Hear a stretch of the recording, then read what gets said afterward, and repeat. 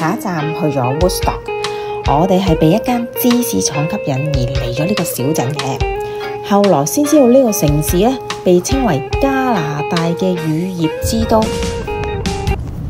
好啦，咁我哋好近啦，坐咗半個鐘頭車，大概40公里多啲啦，咁就到啦。咁但係未到 check in 時間啦，咁唯有咧放低行李先，然後咧哥哥好好人啊，就車咗我哋去呢度食嘢。坐 outside 唔得啦，太曬啦。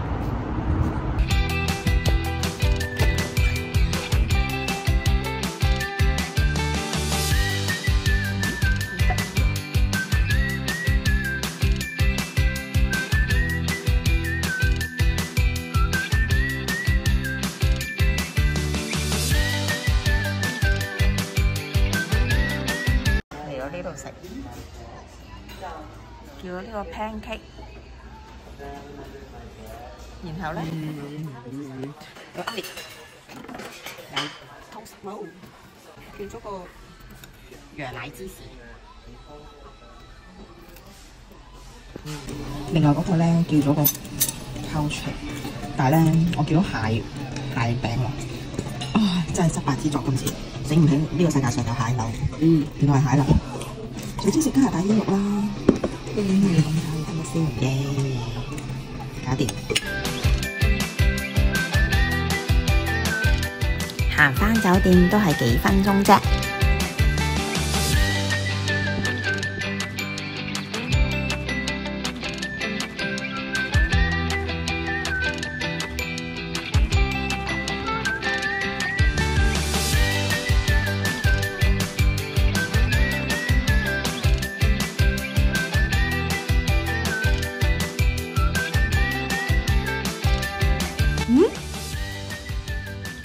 梳化床，間房有奇遇啊！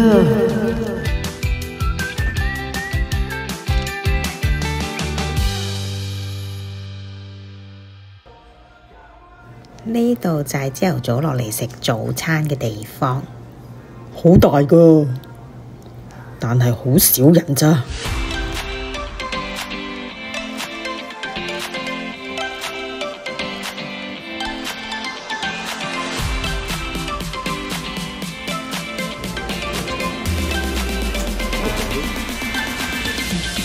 惡妙啊！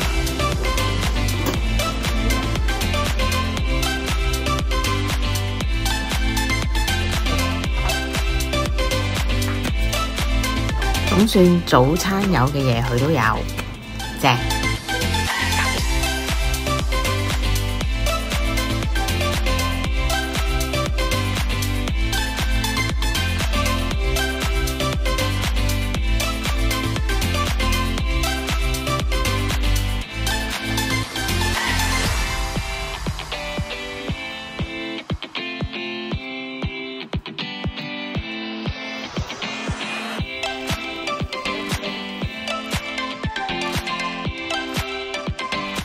店員咧都好耐心會介紹唔同嘅芝士嘅，咁你需要嘅佢都會俾你試食嘅。咁我哋都買咗幾款啦，最後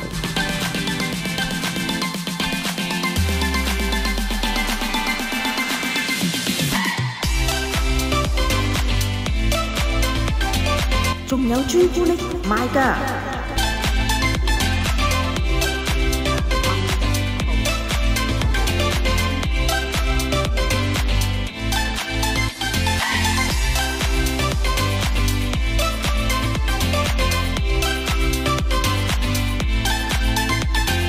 買完俾錢啦！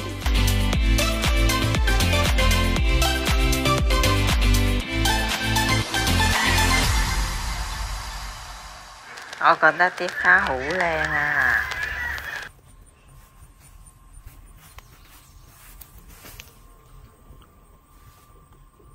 粟米田，好大棵㗎。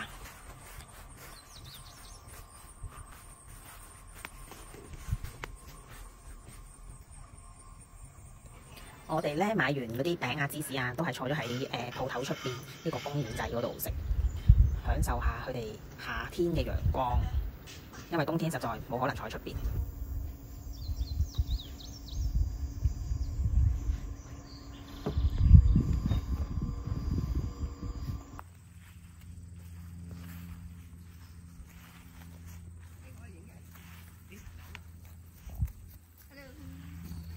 Hello， 條羊仔，太仔條羊，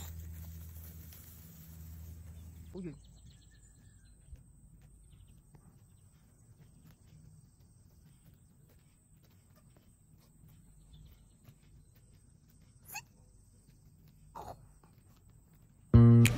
唔知係咪因為住咗喺密集城市好多年嘅關係，喺呢度隨處都可以見到一啲生物。呢隻青蛙就可以好吸引到我，對我嚟講好新奇。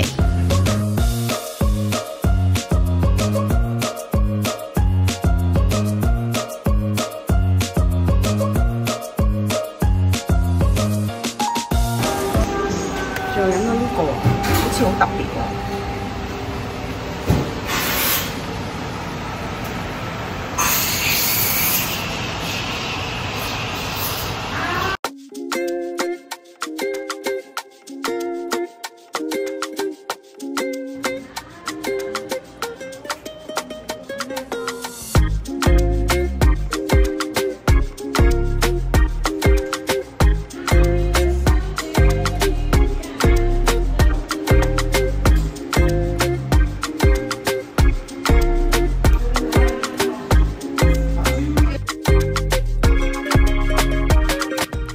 咖啡就去揾我哋嘅精神食糧圖書館。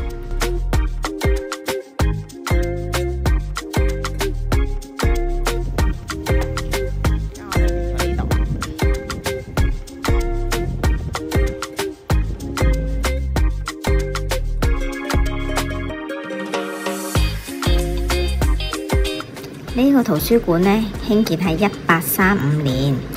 係安省最歷史悠久嘅公共圖書館。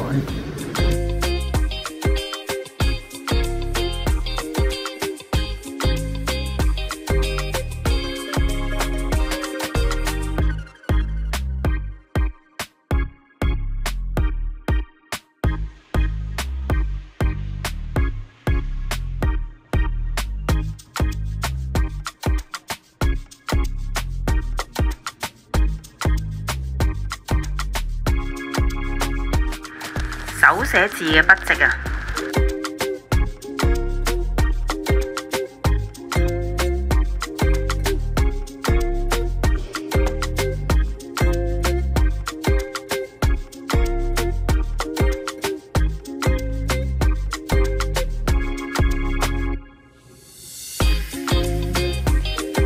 呢度係頭先入口嗰度。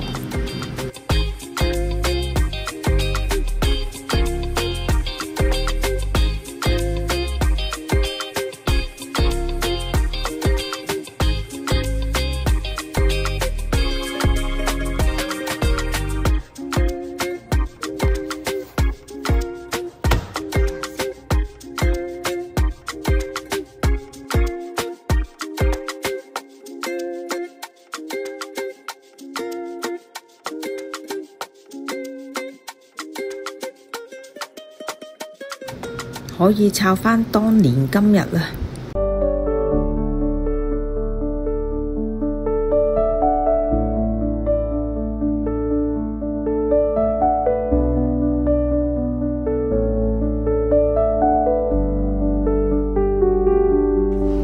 呢啲書全部都係放喺兒童圖書區嘅位置，佢哋學嘅嘢真係好唔同。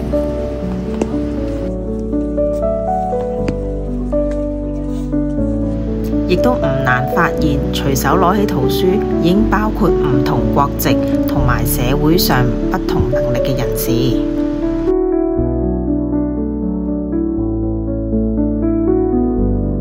哦，山長水遠行咗過嚟啦。哦，就係呢個咯。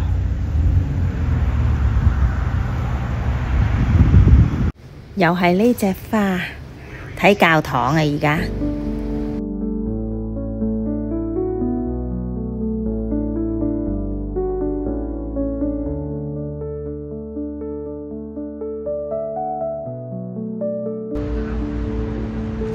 入唔到啦，真係。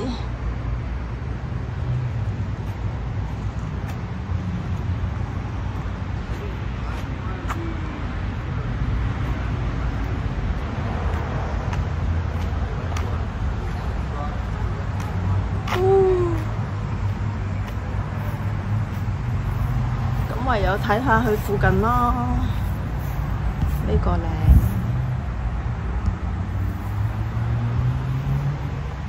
棵樹都好有歷史。喺我拍下附近嘅期間，我發現咗一個小秘密，仲後來俾人追出嚟添啊！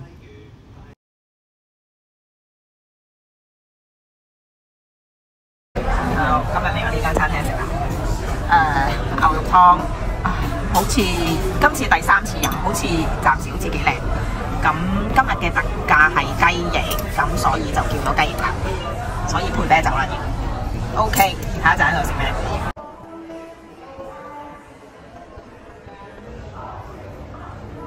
又嚟呢間啦。哦，好似係抵。中意佢哋咧，好大個電視咯。如果坐 high table。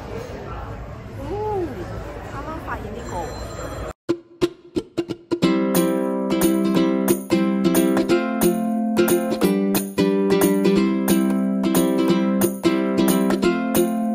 都係食炸雞，有個汁，呢個汁都幾食，有個 corn wrap， 有杯 apple crumble， 同埋個扒咯，同張相一唔一樣啊？